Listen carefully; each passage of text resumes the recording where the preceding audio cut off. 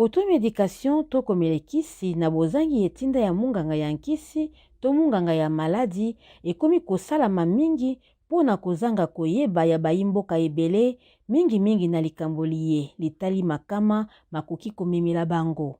Ngamo nando nazaku nando en tête coup nando ya makamwana goto. Soki na senti d'être moi fièvre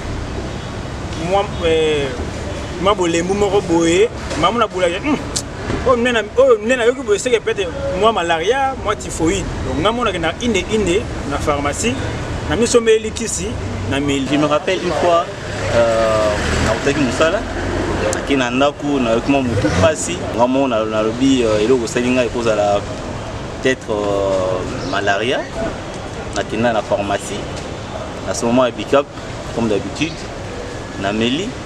Et après, na zone normale. Baimboka ebele bazali koloba ete bozangi mbongo na mabota mingi bozali mpe moko ya ntina eye ezali kotinda bango na bomeli nkisi na bozangi etinda ya munganga ya nkisi to munganga ya maladi. Leo sala mingi bon généralement eza kozala parce que tali keso bani hôpital affiche bakulubasi bamemela yo emelo makamobele mambongo madini mais oza nango te.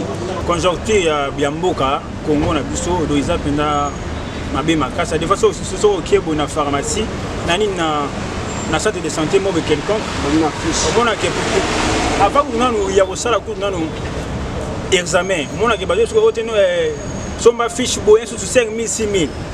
Moi, donc, ils ont déjà ébélé. Donc, si donc, moi, 5 000 francs sur aller. Au fait, sur ce que donc, ça, sur donc, examen, au moins, que derrière, donc, 12 000, 13 000. Voilà ce que ils ont. Dokotolo na pharmacie, Josi Kongolo, président provincial ya ordre ya ba pharmacie ya Kinshasa, alimboli na ino, automédication ezali nini. Automédication ezali mutuye moko, ayoki pasi, akeko luka kisi ye moko, sans etinda ya monganga ya maladi to ndingisa ya monganga ya kisi pharmacien ye moko ake ameli na kisi eza na pasi oya zoyoka pour se soulager ndenge ba lopoto ou bien aza déjà na maladie moko oyo esengeli na ye amelaka kisi wana mbala na mbala donc aza susu na posa te ya kokendaka pa ya munganga ye moko aye azukisi na ye wana oyo amelaka et puis amelia kozanga misolo eza kaka yango moko te. Josi Kongolo alobeli mpe likambo ya boteki nkisi mingi na bapharmacie esimbami na bayimo mbongo bacommerçant bayemposa na bango eza kaka ete nkisi etekama. Mboka mosusu babatelaka mutu maladi bapesaka mutu maladi occasion te ya kosala nyoko nyonso alingi na nzoto na ye. Yango wana ba pharmacie bisika bakisi ebombami esengeli nango ezala na déontologie, ezala na pharmacien oyo ye azokotala te mombongo mais azokotala maladi ya mutu. Pamba te pharmacien to monganga ya kisi ye na ndenge ya tangeli esengeli na ye kopimela meme mutu kisi soki aza na maladi wana te.